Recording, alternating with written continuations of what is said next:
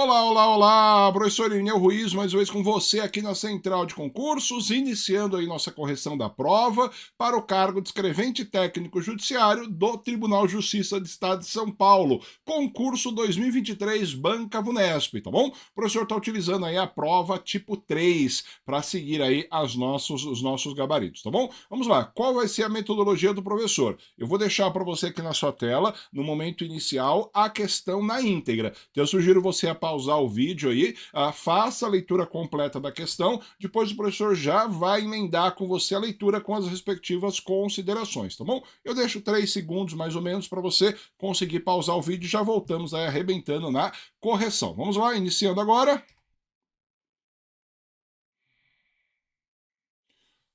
Vamos lá, sobre a nossa questão. Considerando que Tício é agente público e seu colega de trabalho, Mévio, após analisar o expediente administrativo, identificou indícios da prática de ato de improbidade administrativa que importem em enriquecimento ilícito.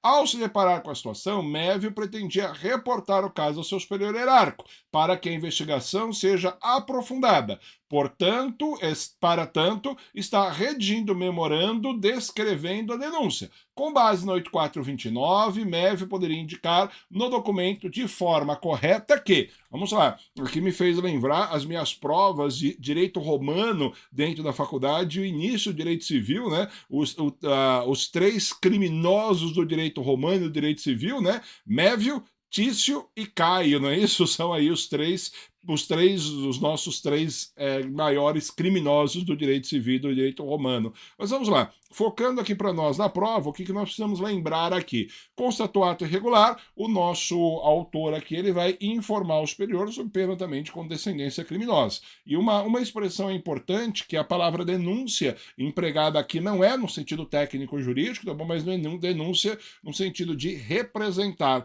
de apontar as irregularidades. Vamos lá, a alternativa A. Por se tratar de atos de improbidade, que importa enriquecimento ilícito, haverá responsabilidade caso o ato tenha sido praticado a título de dolo ou culpa? Não, completamente errado. Dentro da nossa estrutura não existe mais a responsabilidade criminal subjetiva a título de culpa. Então foi uma das grandes alterações do ano de 2021, onde trouxe para nós apenas e tão somente a modalidade dolosa para a delimitação da responsabilidade do nosso agente. Não existe mais culpa, está errada. Vamos lá, a alternativa B.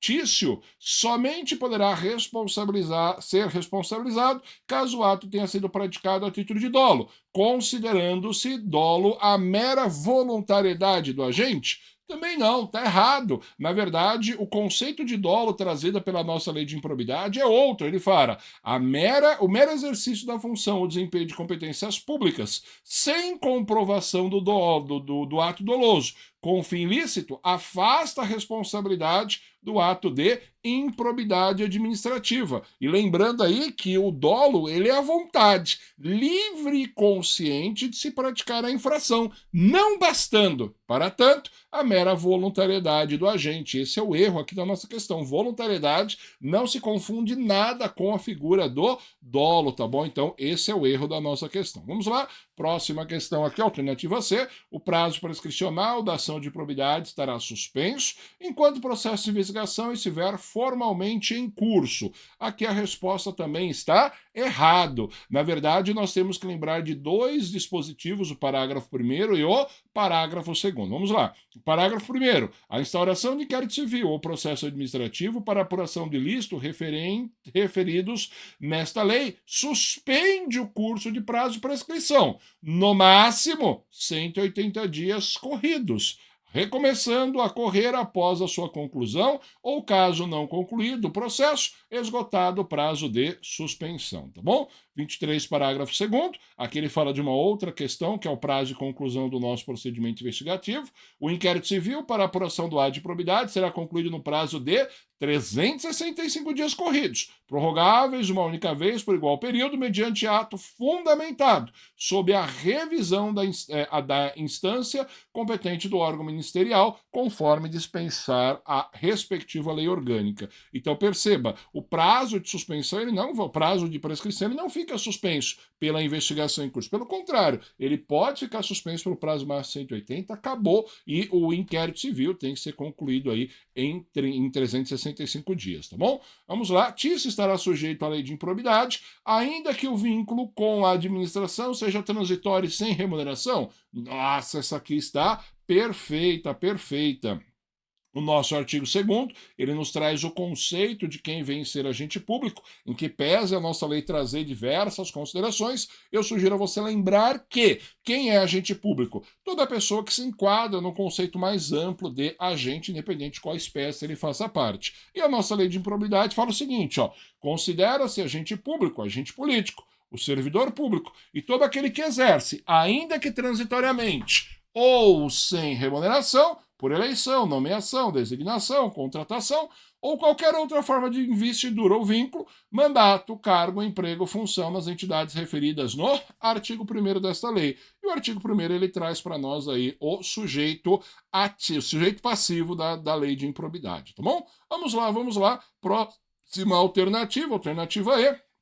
Na hipótese da administração identificar a prática de improbidade, não poderá ser realizado acordo judicial ou extrajudicial para a solução do caso. Também está errado. Na verdade, é o oposto. O artigo 17b, que é uma das grandes alterações aí no nosso ordenamento, ele traz para nós o acordo de não persecução cível, tá bom? Não tem nada a ver com a ANPP, que é o acordo de não persecução penal. Esse acordo de não persecução é cível, com a pretensão efetiva de chegar a uma resolução do conflito. Vamos lá, o MP poderá, conforme circunstância do caso concreto, celebrar acordo de não persecução cível, ANPC, desde que advenha ao menos os seguintes resultados: integral ressarcimento do dano, reversão à pessoa jurídica lesada, a vantagem devida obtida, ainda que oriunda de agentes privados, tá bom? E aqui nós temos aqui a última figura aqui para pegar a partezinha final da alternativa. A celebração do acordo, ou seja, o acordo de não persecução cível, a que se refere ao capítulo desse artigo, dependerá cumulativamente, eu vou trazer apenas uma das circunstâncias, de homologação judicial, independentemente de acordo ocorrido antes ou depois do ajuizamento da ação de improbidade. Então aqui é um ponto importante: para que se faça o ANPC, eu não preciso propor a ação de improbidade, eu posso fazer antes da ação ou depois dela, tanto faz, desde que haja aí o preenchimento dos requisitos legais. Então, diante disso, nossa primeira questão, a resposta certa é delta, resposta D, tá bom? Conforme nós já analisamos aqui. Próxima questão, questão 53, 3 segundos aí para você analisar ela.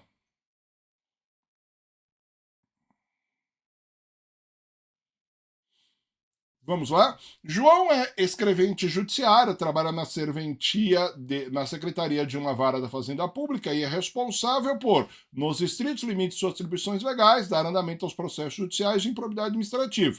Ao chegar ao seu local de trabalho e abrir o sistema de acompanhamento dos processos do Tribunal de Justiça, deparou-se com uma ação de improbidade, a qual o Ministério Público, em incidente, apresenta pedido de disponibilidade de bens dos réus, que foi acolhido pelo magistrado. Considerando a situação hipotética, disposto no 8429, João poderá concluir de forma correta que, vamos lá, alternativa A, o pedido está sendo processado de forma equivocada, pois não se admite criação de incidente processual para tratar de pedido de declaração de indisponibilidade dos bens. Não, tá errado, tá errado. Na verdade, a nossa lei de improbidade, ele determina que para fazer aí a indisponibilidade dos bens na qualidade de medida cautelar, tem que ser uma ação incidental, tá bom? Na verdade é o oposto, ó. Nas ações de improbidade administrativa poderá ser formulado em caráter antecedente ou incidental, pedido de indisponibilidade dos bens dos réus, a fim de garantir a integral recomposição erário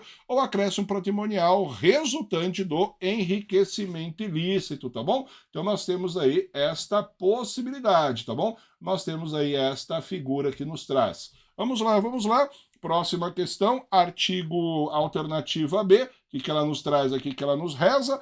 O magistrado poderá permitir a substituição da garantia do seguro-garantia judicial caso seja realizada a penhora em dinheiro. Vamos lá, resposta perfeita, que resposta perfeita, bravo. O valor da indisponibilidade considerará a estimativa do dano indicada na petição inicial, permitida que sua substituição por caução idônea, por fiança bancária ou seguro-garantia judicial, a requerimento do réu, bem como a readequação durante a instrução processual. Perfeita aqui, perfeita a resposta, sucinta, pegou o trechinho da norma, mas ela está adequada. Automaticamente todas as respostas ficam equivocadas. Vamos lá analisando elas aí, ó. A indisponibilidade dos bens, por ser válida, precisa ser precedida de prévia oitiva dos réus? Por óbvio que não. Se você ouvir o réu, ele vai desaparecer com os bens. Vamos lá. A indisponibilidade dos bens poderá ser decretada sem a oitiva prévia do réu, sempre que o contraditório prévio puder comprovadamente frustrar a efetividade da medida, ou houver outras circunstâncias que recomendem a proteção liminar, não podendo a urgência ser presumida. Então, perfeito, é um caso de urgência, não é presumido, cabe a MP provar essa urgência, mas uma vez distribuída a indisponibilidade, por óbvio que o réu não vai ser citado, senão ele vai tentar se deparar, vai esconder, vai desviar os bens, tá bom? Não pode. Vamos lá, alternativa D. A penhora, em regra, poderá incidir sobre o ente família do réu em função do princípio da supremacia do interesse público? Também não, está errado. É vedada a decretação de disponibilidade dos bens de família do réu, salvo ser comprovadamente que o imóvel seja fruto de vantagem patrimonial indevida, conforme disposto no artigo 9º. Então, se o bem for bem de família, a regra é que ele não seja objeto de constrição, ele não vai ser indisponível, a não ser se eu tenha provas de que esse bem de família, esse bem imóvel que é de família, ele seja proveniente aí de atos ilícitos, tá bom? Vamos lá, próxima questão. Realizada a penhora, deverá considerar a preservação do princípio da moralidade e a indisponibilidade incidirá sobre os bens dos réus, ainda que isso acarrete prejuízo à prestação de serviço público. Também não posso realizar nenhuma medida que traga prejuízo à prestação de serviço. Continuidade do serviço público é um dos preceitos mais importantes aí quando você analisa o serviço público. Então, aqui está errado. Vamos lá, a alternativa, artigo 16, parágrafo 12. O juiz, ao apreciar o pedido de disponibilidade dos bens do réu, a que se refere o caput desse artigo, observará os efeitos práticos da decisão, vedada a adoção de medida capaz de acarretar prejuízo à prestação de serviços públicos. Não pode, em homenagem ao princípio da continuidade do serviço. Diante disso, nossa alternativa adequada aqui é a alternativa Bravo, tá bom? Vamos lá, próxima questão aqui, 3 segundos para você fazer a leitura. Vamos lá. A respeito da prescrição da ação para a aplicação das sanções previstas no 8429, assinale a alternativa correta. Então, estamos falando de prescrição. Vamos lá. Caso, e o professor acabou deixando aqui já grifado para você, me perdoe, que você já sabe que ficou errada, né? Caso o agente responsável pela prática do ato de improbidade seja portador de mandato eletivo, a ação de improbidade administrativa poderá ser proposta até 8 anos após o término do exercício do mandato. Também não, na verdade está errado nessa parte final, porque o prazo é 8 anos a partir de quando ocorreu o fato, ou nas infrações permanentes, é aquela que cessou a permanência. Lembrando que a informação permanente é aquela que se prolonga no tempo, em decorrência de algum ato praticado pelo nosso indivíduo. Tá bom? Então a alternativa A está errada. Vamos lá, alternativa B. A ação de aplicação de sanções previstas na lei de improbidade prescreve em 5 anos, a contar da ocorrência do fato. Vamos lá. Na verdade, ó, conforme eu já mostrei para você, ela prescreve em 8 anos contados os fatos, lembrando que vai influenciar os marcos interruptivos e suspensivos sobre esses prazos de prescrição, tá bom? Então, 8 anos não são 5. Vamos lá. A alternativa C. Interrompe-se a prescrição pela publicação da sentença condenatória ou absolutória. Tá errado. Sentença aqui, ó, o prazo de prescrição referido no caput desse artigo interrompe pela publicação de sentença condenatória. Sentença absolutória não terá aí a mesma incidência, tá bom? Vamos lá, próximo dispositivo. Alternativa D. Interrompe-se a prescrição, o prazo recomeça a ocorrer do dia da interrupção, pela metade do tempo previsto em lei. Então, se nós temos aí a interrupção, você tem aí a contagem do prazo aí a partir do momento do zero. Então, interrompe-se, conta do zero. Se interrompeu, você zera o prazo. Então, a alternativa aqui, por óbvio, ela está em conformidade com o nosso dispositivo legal. Ele copia aí quase que ipsis literis aí, literalmente, o dispositivo legal, tá bom? Vamos lá? A suspensão da prescrição produz efeito individualmente para cada um dos que concorrerem para a prática de ato de improbidade administrativa, ainda que não seja parte do mesmo processo judicial. Também não, tá errado, ela não produz efeito individual. Dá uma olhadinha, a suspensão e interrupção da prescrição produzem efeito relativo a todos os concorrentes para a prática do ato de improbidade. Então, com isso, nós temos aí a alternativa 50, questão 54, alternativa delta, tá bom? Alternativa delta é a correta. Prova bastante interessante, padrãozão da VUNESP, né? Texto de lei, mas ela deu uma apertada aí em você nesse texto de lei, não é isso? Vamos lá, questão de número 55. 3 segundos aí para você fazer a leitura. Vamos lá? A respeito da pena disciplinar, de acordo com a Lei 10.261 de 68, é correto afirmar que nós estamos falando aqui da nosso Estatuto dos Servidores Civis do Estado. O inativo, por não possuir vínculo estatutário, não está sujeito às penas disciplinares? Não, está errado. O nosso inativo, ele pode receber a pena de cassação de aposentadoria ou cassação da disponibilidade. Tanto o ativo quanto o inativo, ele pode ser punido pelo nosso estatuto, a depender, por óbvio, da conduta e do que tenha sido feito. Vamos lá? A pena de repreensão poderá ser aplicada oralmente nos casos de indisciplina ou falta de cumprimento de deveres do servidor. Então, aqui também está errado. A pena de repreensão será aplicada por escrito nos casos de indisponibilidade e a falta de cumprimento dos deveres, tá bom? Então nós temos aí a questão está equivocada. Alternativa C, a pena de suspensão não excederá o prazo de 120 dias? Nossa, se você errar isso aqui, eu mato você. Suspensão não excede a 90, não pode passar de 90. E será aplicada no caso de falta grave ou reincidência. Vamos lá, alternativa D. O funcionário suspenso perderá metade das vantagens decorrentes do exercício do seu cargo? Também não. Aqui uma questão bem legal, tá bom? Quando ele recebe a suspensão, ele perde todas as vantagens, mas a autoridade que o puniu, levando em consideração os critérios de conveniência e oportunidade e outras regras previstos em atos normativos, pode substituir a suspensão pela pena de multa. Aí a multa ele vai pagar metade do dia trabalhado à administração, tá bom? Então aqui nós temos exatamente esta consideração, tá bom? Não é a suspensão que ele vai perder metade das vantagens, mas ele vai perder 50% dos vencimentos ou remuneração no caso da aplicação de pena de multa a ele, tá bom? Vamos lá, a alternativa ECO, que só pode ser a correta, não é isso? Será aplicada a pena de demissão de serviço público ao funcionário que praticar insubordinação grave. Perfeito, perfeito, 257, inciso 4, ele traz aí para nós a insubordinação grave, que é a nossa pena mais importante. Com isso, nós temos aí a figura do nossa alternativa eco, tá bom? Vamos lá, próxima questão, 3 segundos aí para você fazer a leitura. Vamos lá.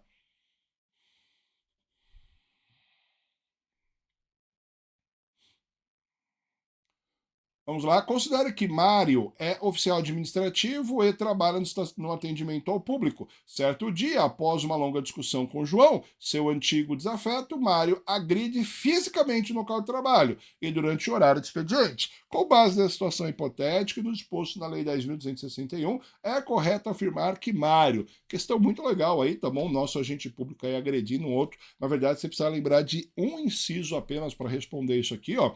Será aplicada de demissão a bem de serviço público ao funcionário que praticará em serviço ofensas físicas contra funcionários ou particulares, salvo em caso de legítima defesa. Então, vamos lá, vamos dar uma olhadinha aqui, ó, nossas respostas. Será sujeita a pena de repreensão? Não. Estará sujeita a pena de demissão? Não. Caberá demitido a bem de serviço público, salvo se tiver agente de legítima defesa? Opa, tá simpático. Deverá ser suspenso? Não. Somente deverá ser demitido por se tratar de ofensa física? Também não, né? Demitido é demitida bem do serviço público. Resposta certa, alternativa Charlie, tá bom? Vamos lá, questão seguinte, 3 segundos aí para você fazer a leitura da forma como já combinamos.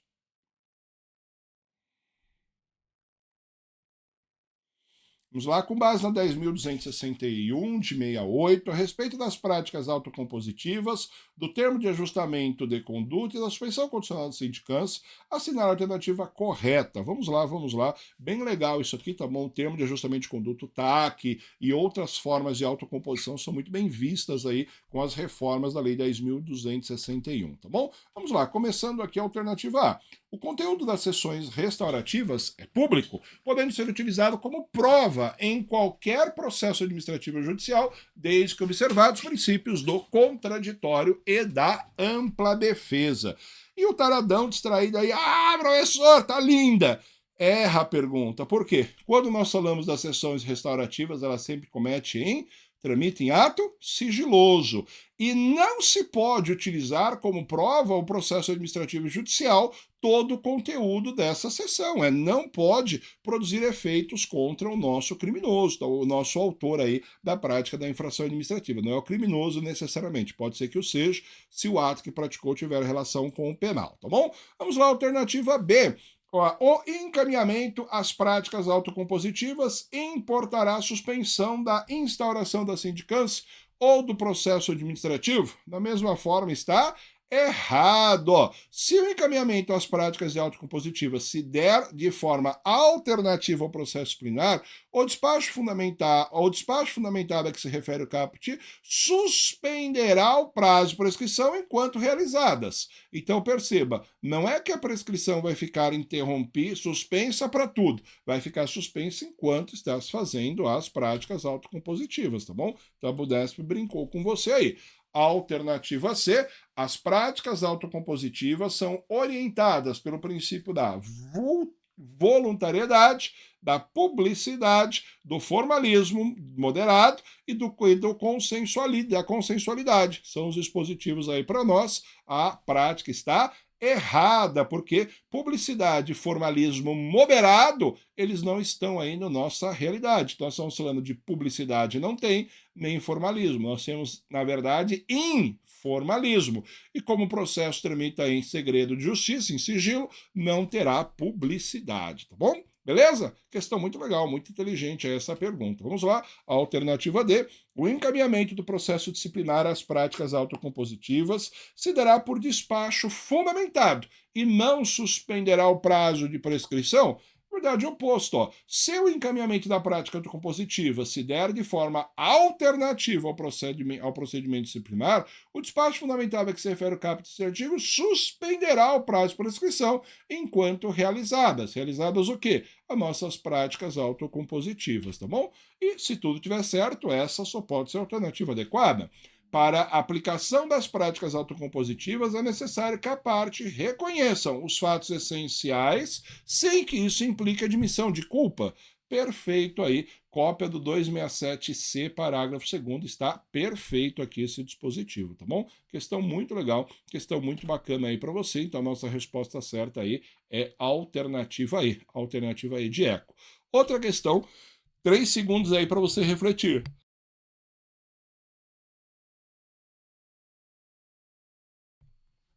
Vamos lá? Caso a apuração da infração disciplinar seja feita por processo disciplinar, de acordo com a 10.261 de 68, as partes poderão rolar até, vamos lá, pergunta interessante, 283. Comparecendo ou não acusado no interrogatório, inicia-se o prazo de 3 dias para requerer a produção de provas e apresentá-las. Nesse prazo de 3 dias que ele vai apresentar, aplicam-se à sindicância as regras previstas na lei complementar para o processo administrativo com as seguintes formalidades. A autoridade administrativa terá 3 dias na via do processo sindicante, tá bom? No processo que envolve aí a nossa sindicância. Agora vamos lá. Quando nós olhamos aqui a nossa resposta, é 5 dias. Por quê? Ele traz para nós aí a prática de 5 testemunhas, tá bom? Que você vai rolar na apuração da infração disciplinar por processo disciplinar. Cuidado, 3 testemunhas é na sindicante. Não confunda 3 testemunhas na sindicante com 5 testemunhas no PAD. Então, o que eu faço para lembrar isso aqui? rito comum sumário, rito comum sumaríssimo, lá do processo penal. Processo penal, rito comum sumaríssimo são 3, rito comum ordinário são 5. É a mesma questão, é a mesma quantidade de testemunhas, tá bom? Vamos lá, avançando aí, ó. Considere-se que Isaías praticou. Opa, desculpa, perdão, o professor tinha que deixar 3 segundos aí para você ler. Vamos lá, perdão.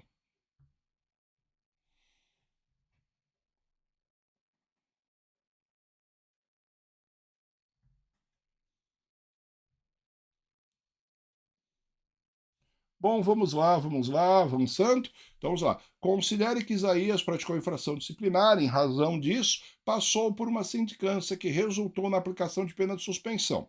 Apesar de corretamente intimar a decisão, optou na época por não interpor recurso. Inconformado com a medida e diante de novos elementos de prova, decide pedir a revisão da sua pena. Diante da situação hipotética, disposto da Lei 10.261 de 68, é correto afirmar que. Vamos lá. O que nós temos aqui? Alternativa A. Não se cabe o pedido de revisão, pois Isaías não interpôs recursos, não todos os recursos cabíveis no respectivo processo disciplinar. Está errado. Na verdade, para você interpor a revisão, não é necessário que você esgote a via recursal. Na verdade, é outro motivo, 315. Admite-se a qualquer tempo a revisão da punição disciplinar de que não caiba mais recurso, se surgirem fatos ou circunstâncias que ainda não foram apreciadas, ou vícios insanáveis no processo que possam justificar a redução ou anulação da pena aplicada. Então, nós temos aqui esta possibilidade de aplicação desta medida de revisão criminal, mesmo que ele não tenha recorrido de tudo, tá bom? Alternativa B. O pedido de revisão poderá resultar na agravação da pena, caso comprovado que a conduta se enquadre em tipo mais grave. Está errado. A pena imposta não poderá ser agravada pela revisão. Na verdade, nós temos uma regrinha, né? Só existe revisão pró réu, nunca pró societatis. É só pró réu, nunca pau no réu. Não pode ter revisão pau no réu, tá bom? Então é inviável. Vamos lá. O pedido de revisão não comporta a produção de atos probatórios, devendo o interessado comprovar o direito líquido e certo em sua pretensão. Está errado, ó. O pedido de instauração no 317, parágrafo único, com provas e que o requerente possuir e com indicação daquelas que pretenda produzir. Então ele pode juntar as provas que tem, como poderá produzir outras, tá bom? Alternativa D, Isaías deverá ser representado necessariamente por advogado, cabendo a ele o ônus de provar os fundamentos do seu pedido. Resposta está adequada. 2 motivos, 317, caput. A instauração do processo revisional poderá ser requerida fundamentadamente pelo interessado ou, se falecido ou incapaz, por seu curador, cônjuge, companheiro, ascendente, descendente, irmão, sempre por intermédio de advogado. E lembrando que o ônus da prova cabe ao requerente, que o fará por meio do advogado. Então, aqui a revisão, eu preciso necessariamente do advogado. A resposta é a adequada, tá bom? Vamos lá. O pedido de revisão deverá ser apresentado no prazo de 2 anos, a contar trânsito julgado administrativo da decisão. Está errado. Na verdade, aí não existe o prazo, você tem que não ter esgotado o cumprimento da pena. Então, nossa resposta correta é a alternativa D, D de delta, tá bom? Prova muito legal, prova muito inteligente aí, organizado pela sua banca, onde ela trouxe diversas reflexões, diversos elementos aí que fazem você sair da média, né, no momento de estudo. Então, se prepara aí para esse novo padrão da prova da VUNESP. E eu vou trazer para você aqui na sua tela o gabarito de todas as questões, ó, 52D, 53 Bravo, 54 Delta, 55 Eco, 56 Charlie, 57 Eco, 58 Alfa, 59 Delta, tá bom? Lembrando que estamos utilizando a prova tipo 3. E caso você queira aí, ó, os canais do professor, canal do Instagram, canal do Telegram, onde eu tenho os materiais, e também o canal do YouTube, se você quiser adicionar o professor aí dentro das minhas redes. Beleza? Tranquilo? Então concluímos aí a nossa correção. Um forte abraço. Até um outro encontro. Tchau, tchau!